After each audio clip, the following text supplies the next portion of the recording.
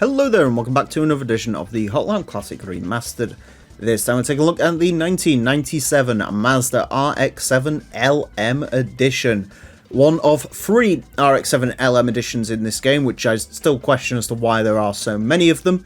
There is this one and the A-Spec, which are both returning from Gran Turismo 1, and the GTC LM edition, which we've already had go around the course. It was very, very quick, so I'm interested to see if this is just as quick. This one, I think, is probably my favourite of all the LM editions. The GTC and the A-Spec sort of just look like their road car equivalents, well as this actually looks unique and interesting. Interesting enough, I only found this out a couple of weeks ago. This car's bodywork is actually based off of the RX-7 15th Anniversary Edition, which I think was a concept and then people sort of made body kits for it. So it looks similar to that. It does look very, very cool with this giant wide body, completely different front end treatment to the normal RX-7s. I hope this does well, although the Gran Turismo 1 LM editions have not done too well around this course. I think the quickest one out of all of them is the CRX Del Sol, ironically enough. Oh, no, tell a lie, it's the Mitsubishi GTO. If you ignore the GTO, it's that. So, yeah, interested to see how this one gets along and how it fares compared to the GTC LM edition. Front engine, rear-wheel drive, 559 horsepower, 960 kilograms. Also comes in this fantastic sort of pinky red colour as well, which I think looks absolutely exquisite. Very similar to the colour that I use for the second channel's logo. Yes, because it used to be blue and now it's this pinky colour. Anyways, to find out how the RX-7 LM edition gets along, it's going to have 6 laps of the Motorsports Land track in order to set the best time it possibly can. Our current leader is the Suzuki Cultus Pikes Peak version. That car set time on 26.540. This car unlikely to beat that. In terms of where this is going to go, as mentioned, RX-7 GTC LM edition set a time of a 28.366. Not quite sure if this is going to be as quick as that, but it remains to be seen. Other sort of GT500, I'm still thinking that Arta from last time.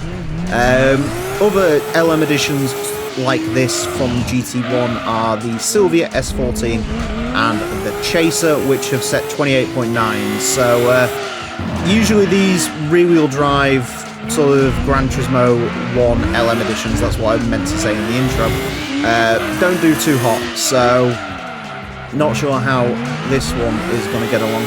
The weird thing is, RX-7s around this course actually do really, really well. Really good cars to drive, good sort of power delivery. They spin the wheels, but they don't really affect the handling too much. I think it's a sort of similar case for this car. It does feel very sort of like you can jump on the power and it'll get going, unlike something like the Chaser or the S14, which was a bit more problematic. Like the Chaser and the S14 though, well, unlike in the case of the Chaser, but like in the case of the S14 from what I remember, it actually doesn't feel all that quick. I mean, 560 horsepower, don't get me wrong, is a lot, normally, granted.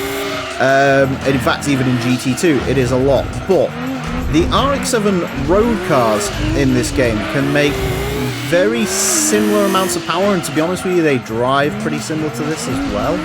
So, yeah, I'm not really feeling it too much with this car, to be honest with you. I'm hoping it can go. I mean, I don't know at this point. Maybe 28.8 if we can get a good final lap out of it.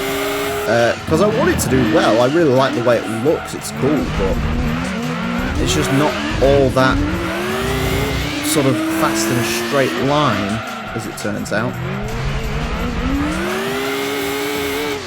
He's got the complete opposite problem that Arta had last time. The Skyline had sort of all the power, but didn't know how to control it. This has some power, but just not really all that much. 28.675. I will happily take that. Not bad. Like I say, as an actual overall thing to drive, it's really nice.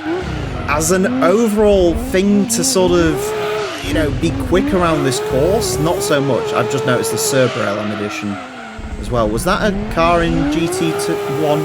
I really shouldn't have made that Gran Turismo 1 comparison at the start of this, because now all the comments are screaming at me. I think the Cerebral LM Edition's the quickest rear-wheel drive. Actually, it beat the Del Sol as well, the Cerebra. Stop talking about the Cerebra. Yeah, not a bad time. Like I say, about 0.3 down on the GTC. From what I remember, the GTC makes more power and was generally a little nicer through the corners as well. So, not fantastic, but we will take it. Yeah, as far as LM editions go, it's sort of on the slower end, but not too bad. 28.675. We'll place this into 57th place. Goes in between the Subaru Impreza Coupe WRX Type R STI version 4 and the Honda NSX-R GT1 Turbo. I think both of those cars are actually from Gran Turismo 1, ironically enough. Does beat the Dodge Copperhead LM edition, the CRX Del Sol LM edition, slightly slower than the TVR Cerebra LM edition. I mean, comparing it to more cars sort of like this, it is slower than the 300ZX GTS FedEx car, slower than the Toyota Altezza LM edition, of course the RX-7 GTC LM edition as well, and the Vector M12 LM edition. But it is significantly quicker than the Chaser and the Silvia, so yeah, sort of half a dozen of one and a dozen of the other, I guess. It's not terrible, but it just isn't quite, you know, considering the high standards that we set for the RX-7s in this series now, it just isn't all that great, but still very nice car to drive, very lovely, etc, etc, but just not all that powerful, it does have to be said. I'm not usually disappointed with a car getting a 28.675, but in this case, I guess I am. It's also the first car to set that time, so that made no sense either. This entire episode makes no sense. Thank you all very much for watching. Join me next time when hopefully I'll be driving something a little bit better. Until then, farewell.